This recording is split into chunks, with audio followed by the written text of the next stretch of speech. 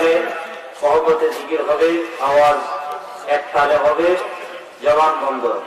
ইসমে জাত আল্লাহ আল্লাহ আল্লাহ আল্লাহ আল্লাহ আল্লাহ।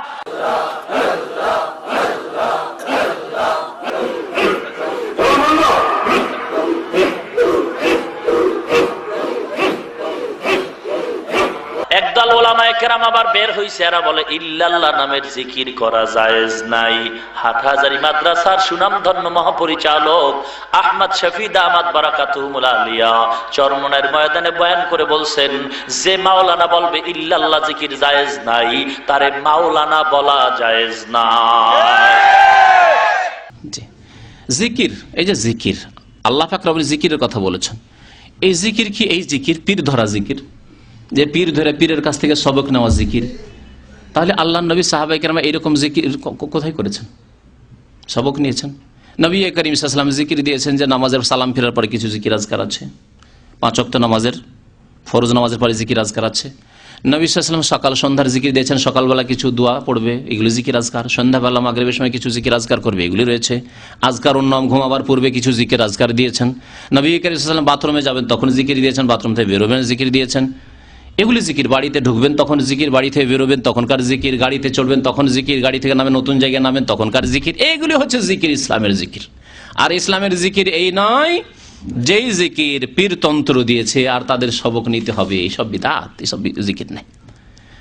আর আরেকটি জিকির হচ্ছে যে কোনো কোরআন এবং হাদিসের মজলিস, এটি হচ্ছে মজলিসের জিকির।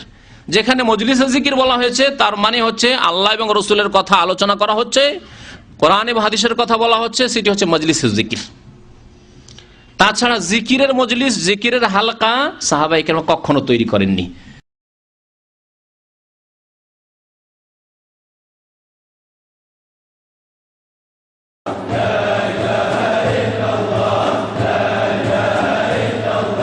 এই জন্য প্রসিদ্ধ হাদিস রয়েছে আব্দুল্লাহ বিন মাসউদ রাদিয়াল্লাহু তাআলা আনহু আবু মুসা আশআরীর, যখন কুফায় গেলেন দেখলেন যে মসজিদের আসাফে একটি মসজিদে হালাকা হয়ে গোল হয়ে বসে আছে আর একজন প্রথম বিদআত শুরু হয়েছে। এই চরমনাই জিকিরের প্রথম বিদআত কুফা থেকে শুরু হচ্ছে।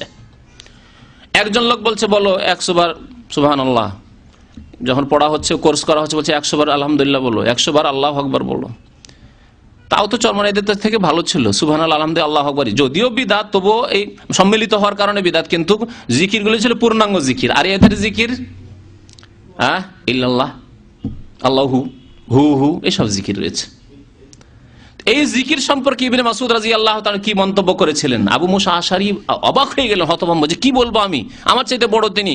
আবু ইবনে মাসউদকে ডাকি, দৌড় দিয়ে ইবনে মাসউদকে নিয়ে আসেন, দেখবেন তো আসেন, দেখবেন তো আসেন। কি আশ্চর্য ঘটনা! এমন কিছু দেখলাম যা আল্লাহর নবীকে কোনোদিন দেখিনি, সাহাবায়ে কেরামকে কোনোদিন দেখিনি, মদিনায় কোনোদিন দেখিনি, মক্কায় কোনোদিন দেখিনি, এই কুফাতে প্রথম দেখছি। কি বলছে যে একসাথে বসে আছে গোলাকার হয়ে হালাকা বেঁধে, আর একজন বলছে সুবহানাল্লাহ, সাব্বিহুল্লাহ মিয়া, কাব্বিরুল্লাহ মিয়া, ইহমাদুল্লাহ মিয়া, 100 বার করে এই পড়ো।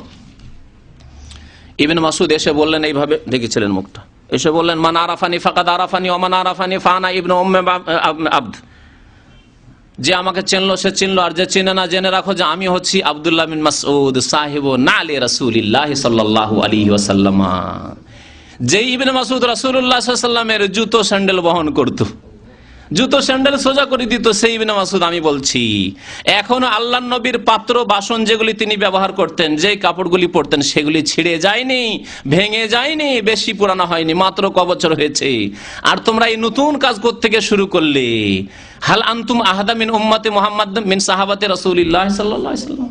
তোমরা হয় আল্লাহ রাসূলের সাহাবায়ে কেরাম আবু বকর, ওমর, উসমান চাইতেও বেশি হেদায়েত প্রাপ্ত, মাশাআল্লাহ, বেশি নেককার হয়ে গেছো, আর না হইলে তাফতাহুনা বাবা দলালা, গুমরাহির দরজা তোমরা উন্মুক্ত করছো। দুটোর একটা, কোনটা হইতে পারে? গুমরাহির দরজা খুলছো। এই গুমরাহির দরজার একটি হচ্ছে যে জিকির পীরের কাছ থেকে নিতে হবে।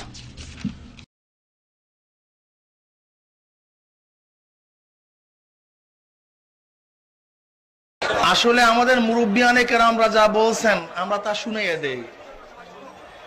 ইল্লাল্লাহ জিকিরকে যারা জায়েজ মনে করেন না, মুরব্বিয়ানে কেরাম, ওলামায়ে কেরাম তাদেরকে জাহেল মনে করেন।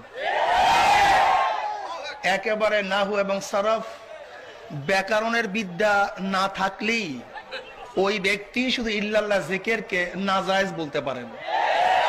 যে ব্যক্তির মধ্যে সাধারণত নাহুর কিছুটা জ্ঞানও আছে, সে ব্যক্তি ইল্লাল্লাহ জিকিরকে কিভাবে নাজায়েজ বলবেন?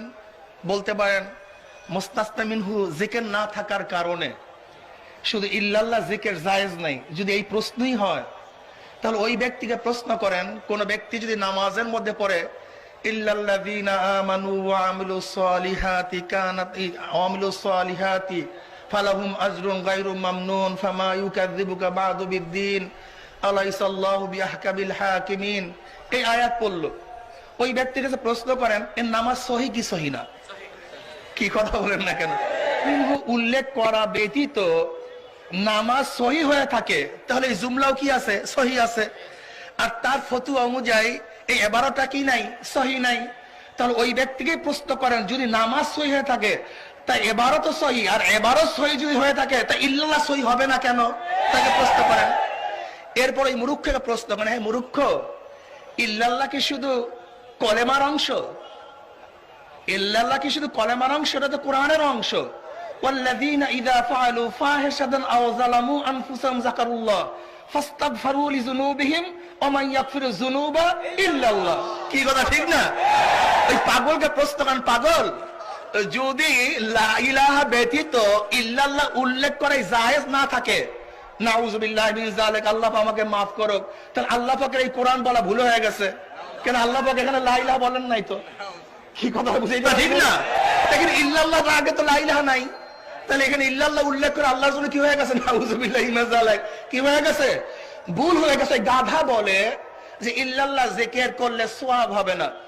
আমি বোকাকে বলবো, বোকা, কোন ইবাদতের অর্থ যদি তায়ুন থাকে, সেইটা যদি কোরআনের আয়াত হয় তাহলে সওয়াব হবে, আর অর্থ যদি নির্দিষ্ট না থাকে সেটা কোরআনের আয়াত থাকলে সেখানেও সওয়াব হবে।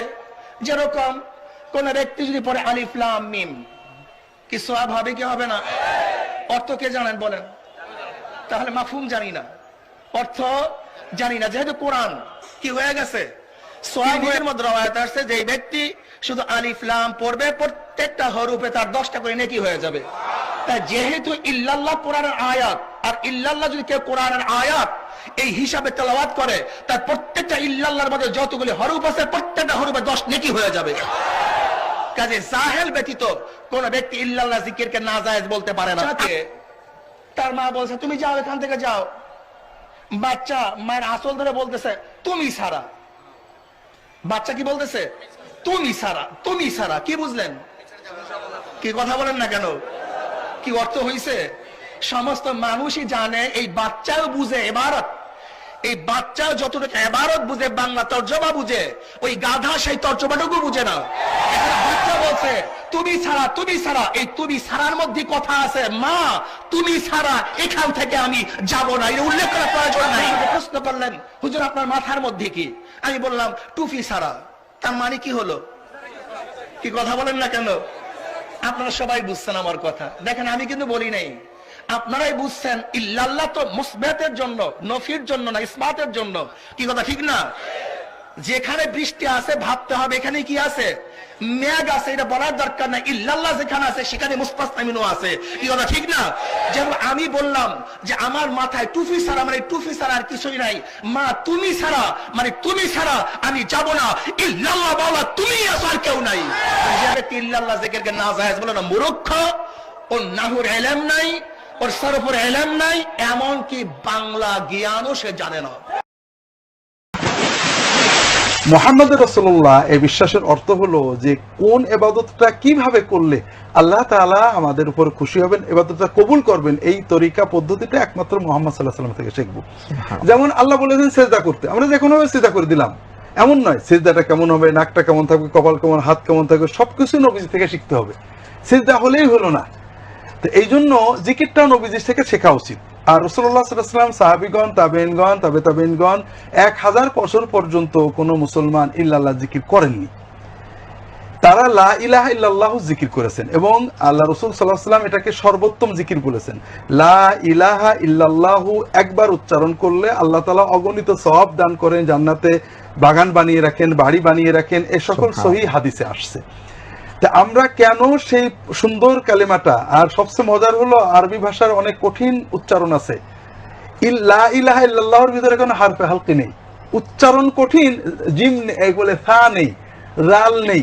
এত সহজ একটা বাক্য আল্লাহ তাআলা দিয়েছেন যেটা সব দেশের সব ভাষার মানুষ সহজে উচ্চারণ করতে পারে এবং এতে অনেক বেশি সওয়াব পাওয়া যায়। এটাকে অর্ধেক ভেঙে আমরা কেন করব? অতীত যুগে অর্থাৎ 200-300 বছর আগে কোনো বুজুর্গ মুরিদের সাময়িক মনোযোগের জন্য তারা এটা প্রেসক্রাইব দিছিলেন। আমরা মনে করি তারা তাদের একটা ওজর ছিল। কিন্তু আমরা যদি রাসূলুল্লাহ সাল্লাল্লাহু আলাইহি ওয়াসাল্লামের সুন্নতের বাইরে এইগুলোকে মনে করি, এইগুলো না হলে আমাদের বোধহয় কলবটা সাফ হবে না, তাহলে আমরা মূলত ইয়াকিন করলাম যে রাসূলুল্লাহ সাল্লাল্লাহু আলাইহি ওয়াসাল্লামের সুন্নত মতো চলে আমরা কলবটা পুরো সাফ করতে পারবো না। এটা কিন্তু ভাই ভালো চিন্তা না। এজন্য আমরা বিতর্ক ঝগড়া বাদ দিয়ে, জায়েজ আছে আরবি ব্যাকরণে, জায়েজ আছে আরবি ব্যাকরণ দিয়ে তো আমরা ইসলাম শিখবো না। আরবি ব্যাকরণ দিয়ে কিন্তু আকবার আকবার আকবার জিকির করা যায়। কারণ আর কোরআনেও আছে যে আরবি বাক্য জুমলা ইসমিয়া তার মুবতাদা অর্থাৎ সাবজেক্টটাকে ড্রপ করে দিয়ে শুধু খবরকে বলা যায়। আমরা যদি আরবি ব্যাকরণ দিয়ে আল্লাহর জিকির শিখবো, তাহলে রাসূলুল্লাহ সাল্লাল্লাহু আলাইহি ওয়াসাল্লাম কি জন্য আসছিলেন? তিনি তো আমাদেরকে ইবাদত শেখাতেই আসছিলেন। যতগুলি পীররা আছে, আশা করি আজকালকার জামানায় অধিকাংশই হচ্ছে বা সবগুলি হচ্ছে আউলিয়া ও শয়তানের ওলি, যারা বিদাতি জিকির করে।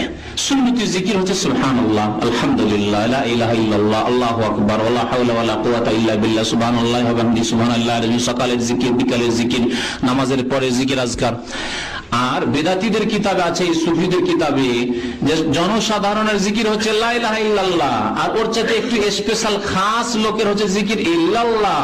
আর খাওয়াসুল খাসের জিকির হচ্ছে, আরবি ভাষা বলছি তাতে, খাওয়াসুল খাসের জিকির হচ্ছে আল্লাহু আল্লাহু।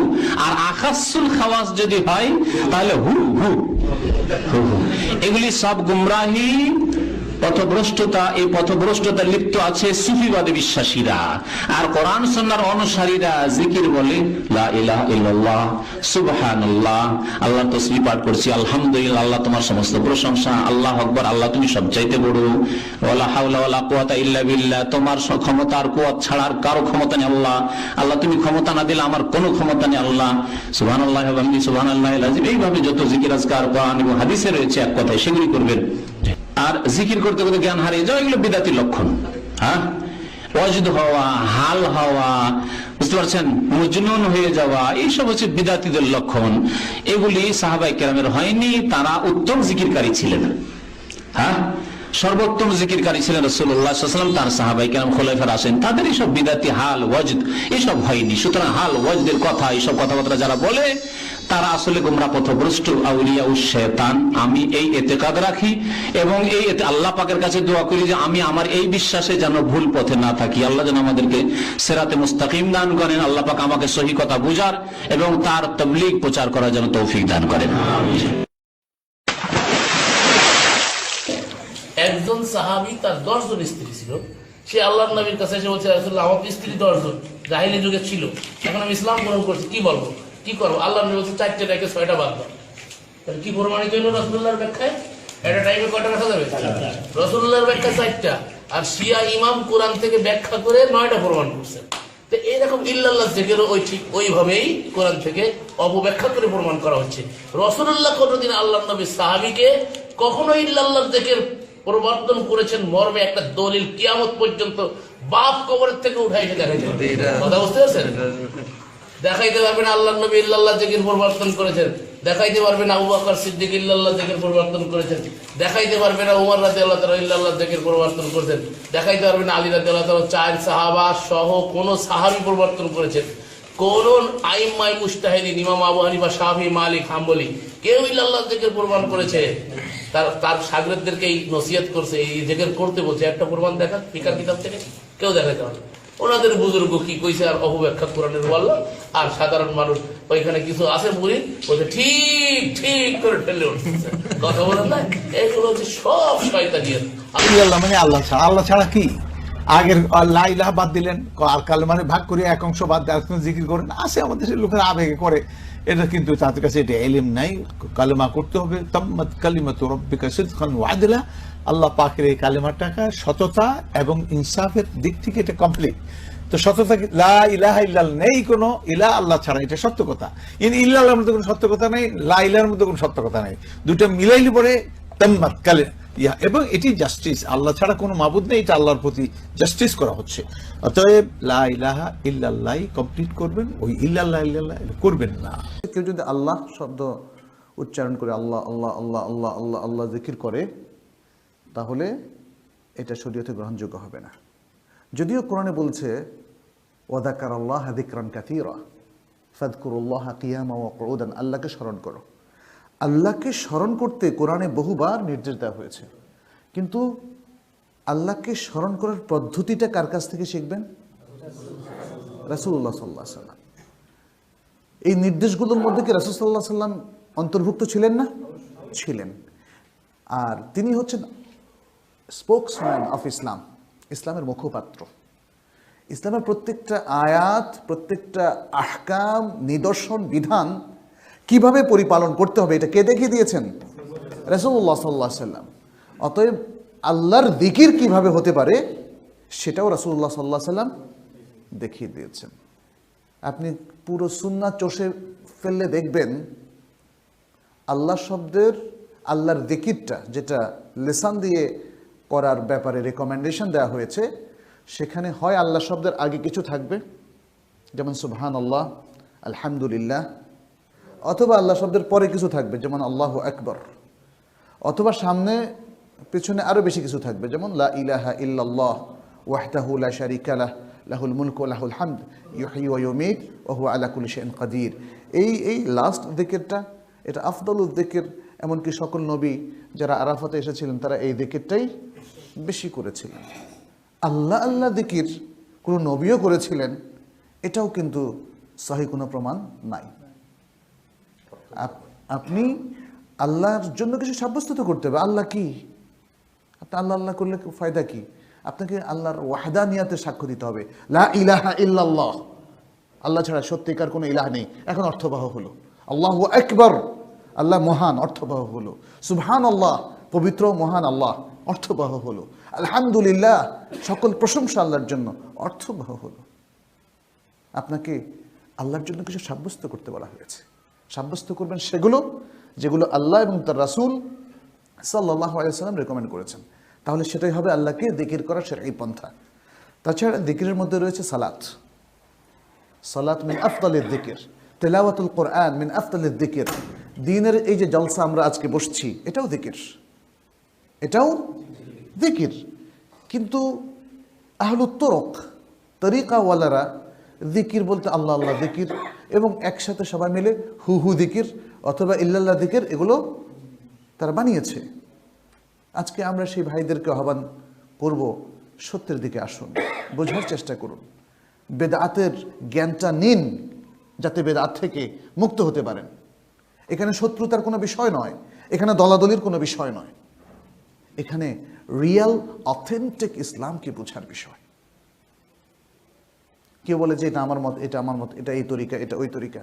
ইসলাম তো একটাই তরিকা, তরিকাতু মুহাম্মাদিন সাল্লাল্লাহু আলাইহি ওয়াসাল্লাম। প্রিয় ভাইরা, এটা আমাদেরকে একটু বুঝতে হবে ভালো করে। আমি আশা করব যে যারাই সিরিয়াসলি ইসলামকে নিয়েছেন, তারা সিরিয়াসলি ইসলাম, অথেন্টিক ইসলামকে বোঝার চেষ্টা করবেন এবং নিজের জীবনে যত ভুল বিভ্রান্তি আছে তা থেকে নিজেদেরকে মুক্ত করবেন। কে বলছেন শুধু আল্লাহ আল্লাহ আল্লাহ আল্লাহ, এবার ঝুঁকাইতে থাকবেন। এইটার মাথা ঝুঁকাইতে হবে জিকিরের সময়। এইটা পদ্ধতি দেওয়ার মালিককে বলেন না, ইবাদত হবে আল্লাহর, পদ্ধতিটা হবে কার? রাসূলের। রাসূলের জিন্দেগি ভরে হাদিস খুঁজে দেখুন তো কোথাও বলছেন কিনা না জিকিরের সময় মাথা উপরে নিচে করতে হবে। কোন জিকিরে আবার ডাইনে বামে আছে, কোন দিকে আবার এখানে গুতা মারার সিস্টেম আছে। লা ইলাহা ইল্লাল্লাহ, বামে শয়তান আছে না, শয়তানকে গুতা মেরে ফেলে দিতে হবে। ধাক্কা লাইনে ইল্লার সাথে সাথে এখানে ধাকিয়েও মারতে হবে, নাহলে শয়তান পালাবে না। এইটা এক পীরের সাহেবের জিকির।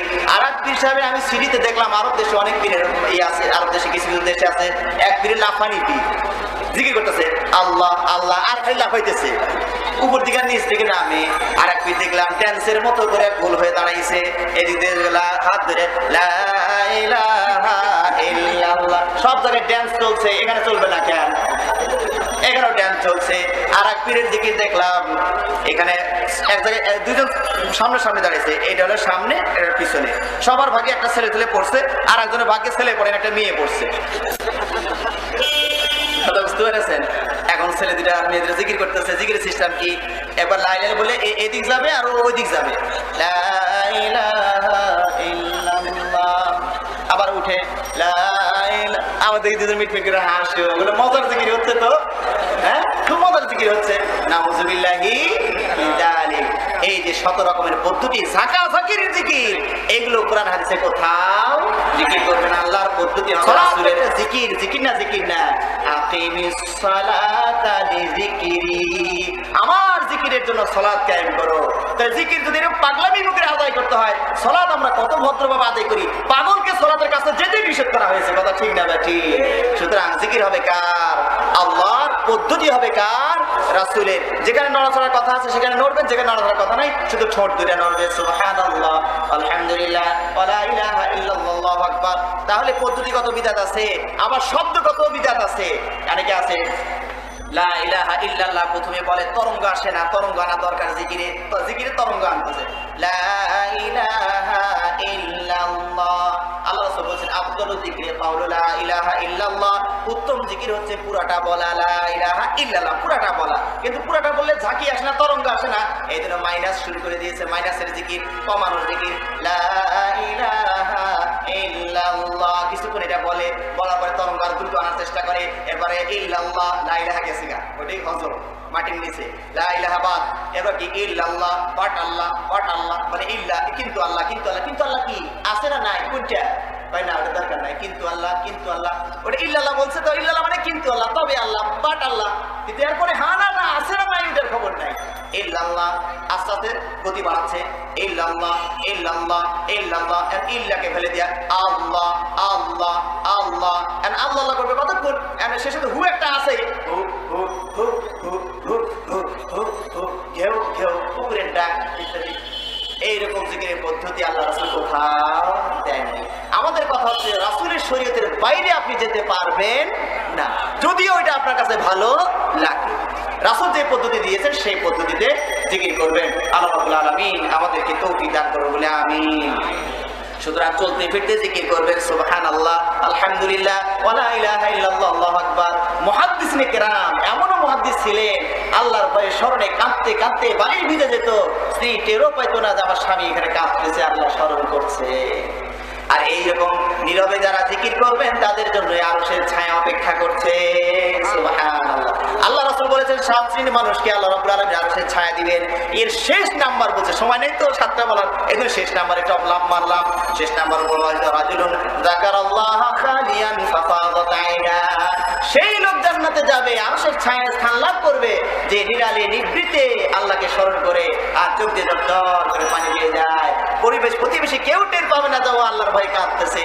এইরকম নীরবে যারা জিকির করে তাদের জন্য আরশের ছায়ার স্থান লাভ করবে তারা। কিন্তু যারা একদম চিল্লায় জিকির করছে, খালি চিল্লাই না, মাইক লাগাইছে, এখন মাহফিলের নামই হালকাই জিকিরের ব্যবস্থা আছে, হালকা আবার গরম, এত জিকির কেন? জিকির হবে হালকা হালকা, আবার গরম গরম জিকির মাইকে লাগাইছে আবার। তাহলে কথা বুঝতে পেরেছেন, এগুলো কোন জিকিরের পদ্ধতি নয়। আপনি জিকির করবেন চলতে ফিরতে উঠতে বসতে, সব সময় মুখটা ঠোঁটটা শুধু নড়বে। লা ইয়াসালু লিসানুকা রাতবান বিযিকরিল্লাহ, তোমার জিহ্বাটা যেন সবসময় আল্লাহর জিকিরে ভিজে থাকে। কাজে আপনি বলবেন, মানুষ চলতে ফিরতে সবসময় বলছেন, ঠোঁট দুটো নড়বে, জিহ্বাটা নড়বে, আর আপনি চলছেন ফিরছেন, কোনো সমস্যা হবে না। এইটা হলো রাসূলের পদ্ধতি। আল্লাহ রাব্বুল আলামিন আমার সম্মানিত ওস্তাদ উপস্থিত হয়ে গেছেন, উনি আমার ডাইরেক্ট ওস্তাদ। আল্লাহ রাব্বুল আলামিন তাকে আরো সুন্দর কথা বলার তৌফিক দান করুন বলে আমিন। এবং আপনারা মনোযোগ দিয়ে কথাগুলো শুনবেন। আমাদের কথার একটা বৈশিষ্ট্য হচ্ছে এই, আমরা বাইরে আলোচনা, বাহিরের আজগবি কোনো কেসা কাহিনী বলার অভ্যাস আমাদের নাই। কোরআন এবং হাদিস এর বাইরে আমরা যেতে চাই না। আপনারা কি চাই না? কোরআন এবং হাদিসের বাইরে যেতে চান না? কে কে একটু হাত তুলে দেখেন না। আল্লাহু আকবার। আল্লাহ আমাদের হাতগুলোকে কবুল করে নেয়। সুতরাং বড় পাগড়ি হইলে তার কথা আমি সব মেনে নিব, এরকমটি করা যাবে না। দলিল দেখান, আল্লাহ রাসূল বলছেন কিনা, তাহলে আমি মানবো। আল্লাহ রাসূল বলেন নাই, তাহলে এটা আপনি বাদ। কথা ঠিক না ঠিক? এই চরিত্র যেন আমাদের প্রত্যেকের ভিতরে তৈরি হয়ে যায় বলে আমিন। কোথায় কোরআন হাদিস আর কোথায় এই সুফিদের ইসলাম? জিকির আজকার কোরআন এবং হাদিসের জিকির আজকাল হচ্ছে পূর্ণাঙ্গ বাক্য দিয়ে। পূর্ণাঙ্গ বাক্য দিয়ে আপনি যদি জিকির করেন তো বলতেন সুবহানাল্লাহ, আলহামদুলিল্লাহ, আল্লাহু আকবার, লা হাওলা ওয়ালা কুওয়াতা ইল্লা বিল্লাহ। পূর্ণাঙ্গ বাক্য জিকির লা ইলাহা ইল্লাল্লাহ, এই একটা দিক যে পূর্ণাঙ্গ বাক্যের জিকির হচ্ছে কোরআন হাদিসের জিকির। আর সম্মিলিত একসাথে জিকির না যে আপনারা সবাই একসাথে একটু মহব্বতের সাথে একটু জোরে সোরে ভাইরা একটু জিকির করেন তো আর শুরু করে দিলেন লা ইলাহা ইল্লাল্লাহ, না, এটা ইসলাম নয়, এটা বিদাতি তরিকা। তাহলে একসাথে জিকির নেই ইসলামে, আর অসম্পূর্ণ জিকির নেই, সম্পূর্ণ বাক্য দিয়ে জিকির আছে। সুবহানাল্লাহ আছে, আলহামদুলিল্লাহ আছে, সুবহানাল্লাহি ওয়া বিহামদিহি, সুবহানাল্লাহিল আযীম আছে, সুবহানাল্লাহি ওয়া বিহামদিহি আদাদা খালকিহি ওয়া রিদা নাফসিহি ওয়া জিনাতা আরশিহি ওয়া মিদাদা কালামিহি, ইত্যাদি ইত্যাদি বহু জিকির আজকাল আছে, তাই না? সুফিদের জিকির, সুফিদের জিকির হচ্ছে বলছে যে এক এক ক্যাটাগরির লোকের এক এক রকম জিকির। বলছে তুমি নতুন নতুন মুরিদ হয়ে এসেছো, তুমি লা ইলাহা ইল্লাল্লাহর জিকির, লা ইলাহা ইল্লাল্লাহ, লা ইলাহা ইল্লাল্লাহ, লা ইলাহা ইল্লাল্লাহ, এই জিকির। চোখ বন্ধ করে জিকির, নির্জনের জিকির, ছয় লতিফার জিকির, এই দিক থেকে ওই দিক থেকে পাস করবে, এইভাবে জিকির করতে হবে। এইগুলো হলো সুফিদের জিকির, এগুলো ইসলামের জিকির না। আল্লাহ কোরআনে জিকির করতে বলছে উযকুরুল্লাহ যিকরান কাসীরা, নবী জিকির করেননি বলেন দেখি? আবু বকর ওমর খলিফায়ে রাশিদিন জিকির করেননি? এই হাত খুব করেছেন, হ্যাঁ, আর লতিফা জিকির করেছেন। এগুলো হলো সুফিদের জিকির। সুফিদের জিকিরে বলছে প্রথম দিকে নতুন নতুন মুরিদ হয়েছেন বা সাধারণ মানুষ, এটা জিকির আপনার। একটু যখন উপরে আসলেন, উপর লেভেলে, তখন লা ইলাহা ইল্লাল্লাহ পুরো বলতে হবে না, ইল্লাল্লাহ ইল্লাল্লাহ ইল্লাল্লাহ ইল্লাল্লাহ করতে হবে। আচ্ছা, এটা হইলো। তারপর বলছে আরেকটু যখন ক্যাটাগরি আপনার উপরে উঠে গেল, প্রমোশন হয়ে গেল, যখন চাকরি করতে এসে প্রমোশন হয়েছে না, লেবার ছিলেন, কি বয় ছিলেন, উপরে এখন উঠে গেছেন টেকনিশিয়ান, যখন উপরে গিয়ে একটু উঠলেন তখন আল্লাহু আল্লাহু আল্লাহু আল্লাহু আল্লাহু জিকির করতে হবে। এরপর যখন আরো উপরে উঠে একেবারে ফানা ফিরল, এখন আল্লাহতে ফানা হইতে পেরেছেন আপনি, এখন দিলে কাম তখন হু হু হু হু হু হু এই জিকির করতে হবে। এটা হলো সুফিদের ইসলাম।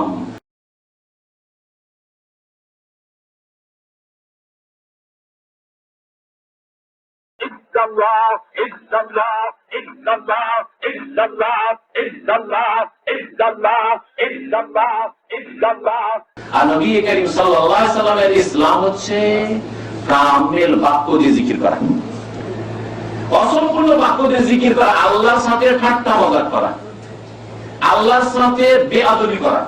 যদি এরকম বলি তো বুঝতে পারবেন না, একটা উদাহরণ দিয়ে বুঝায়। টেলিফোনটা ধরে মায়ের সাথে এখন কথা বলতে লাগেন, আর কথা বলে যান মা মা মা মা মা মা, হ্যাঁ, বাপকে টেলিফোন কাজে যান, আব্বা আব্বা আব্বা আব্বা, বাবা বাবা। আপনার বাবা আপনার মা কি বলবে বলেন দেখি? দুটোর একটা বলবে, ভাই পাগল হয়ে গেছে বলো আমার, আর না হলে বেয়াদবি করছে, শয়তান হয়ে গেছে। হয় পাগল আর না হলে বেয়াদব শয়তান, বলবে না? সাথে সাথে আপনাকে ধমক দিন যে বেয়াদব কি করছিস তুই, বল কি বলছিস বল। আরে একবার বলি দুবার বলি মা মা, কি বলছিস বল না, বলবে না? হ্যাঁ। আর আল্লাহর জিকির আজকাল যে সুবহানাল্লাহ, আল্লাহ তোমার পবিত্রতা ঘোষণা করি, আলহামদুলিল্লাহ তোমার সমস্ত প্রশংসা করি, আল্লাহু আকবার, আল্লাহ সবচেয়ে বড়, সবচেয়ে বড় মহান, লা ইলাহা ইল্লাল্লাহ, আল্লাহ ছাড়া কেউ বরহাক সত্য মাবুদ নেই। আল্লাহর আদব বের সাথে জিকির আজকাল করা হলো, কখন করে? আল্লাহু আল্লাহু আল্লাহু। বেয়াদবি না? আর বড় বেয়াদব তুই, এত বেয়াদব যে আল্লাহ আল্লাহ বলছিস, কি বলছিস তুই বল না, বলবেন আল্লাহু আল্লাহু হু হু হু, সেই সেই তিনি তিনি, আস্তাগফিরুল্লাহ ওয়া আতুবু ইলাইহি। এই হলো সুফিদের জিকির। আপনি ওই জিকির করবেন, হ্যাঁ, ফামাদা বাদাল হাক্কা ইল্লা দালাল। আল্লাহ কোরআনে কারীমে ইরশাদ করেছেন যে হক হচ্ছে একটা, যা নবী করিম সাল্লাল্লাহু আলাইহি ওয়াসাল্লাম নিয়ে এসেছেন। নবীর রাস্তা বাদ দিয়ে যতগুলি তরিকত আছে, ফামাদা বাদাল হাক্কা ইল্লা দালাল, সবগুলি হচ্ছে দলাল, গোমরাহি। আল্লাহ পাক যেন বুঝার তৌফিক দান করেন, আল্লাহ যেন সংশোধন করার তৌফিক দান করেন, আল্লাহ যেন দিলটা খোলার তৌফিক দান করেন। ইন্না ফি যালিকা লাযিকরা লিমান কানা লাহু কলবুন আও আলকাস সামআ ওয়া হুয়া শাহীদ। এইসব কথাই কোরআনে হাদিসের কথাই উপদেশ রয়েছে, লিমান কানা লাহু কলবুন, যে কলবটা খুলবে, খুলতে হবে, বন্ধ করিয়েন না। ইহুদিদের মতো বলে না কোনো বড় কুলফুল, আমাদের কলব খুলবো না, আপনি তো ঢাকা, শোনো না তোমার কথা, এই কথা খবরদার বলবেন না। কলবটাকে খুলেন, লিমান কানা লাহু কলবুন আও আলকাস সামআ, তারপর শুনতে হবে ভালো কথা, কোরআন এবং হাদিসের কথা, আল্লাহ এবং রাসূলের কথা শুনতে হবে। অবশ্যই আর মনোযোগ দিয়ে শুনতে হবে। কেউ শুনতে বললো শুনছেন আর দিয়ে গল্প করছেন, হ্যাঁ শুনছেন আর ওদিকে টেলিফোন করছেন, হ্যাঁ শুনেছি ও হুজুরের বক্তব্য শুনেছি, অমুকের কথা বলছেন না, শুনেছি কি শুনেছেন, ওই একদিন একটু শুনেছি। এতে কখনো হিদায়াত হবেন না। কোরআনে হাদিসের কথা অন্তর খুলে কান লাগিয়ে মনোযোগ দিয়ে শুনেন। আল্লাহ 3টি কথা সূরা কাফে বলেছেন। এই দিয়ে আমি আমার আলোচনা শেষ করছি। আমার আল্লাহ পাকের কাছে দোয়া করি যে রব্বানা লা তুযিগ কুলুবানা বা'দা ইয হাদাইতানা। আল্লাহ আমাদেরকে যখন জন্মসূত্রে মুসলিম করেছো, আমাদের অন্তরকে বাঁকা করে দিও না, আমাদেরকে গুমরাহ করে দিও না। আমরা মুসলিম হওয়া সত্ত্বেও জাহান্নামে যাব, বড় আফসোসের কথা। মুসলিম ঘরে জন্ম নিয়েও জাহান্নামে যদি যেতে হয় তো বড় আক্ষেপের কথা। রব্বানা লা তুযিগ কুলুবানা বা'দা ইয হাদাইতানা ওয়া হাব লানা মিন লাদুনকা রাহমাতান ইন্নাকা আনতাল ওয়াহ্হাব। ربنا آتنا في الدنيا حسنة وفي الآخرة حسنة وقنا عذاب النار. ربنا ظلمنا أنفسنا وإن لم تغفر لنا وترحمنا لنكونن من الخاسرين. يا حي يا قيوم برحمتك نستغيث يا حي يا قيوم برحمتك نستغيث.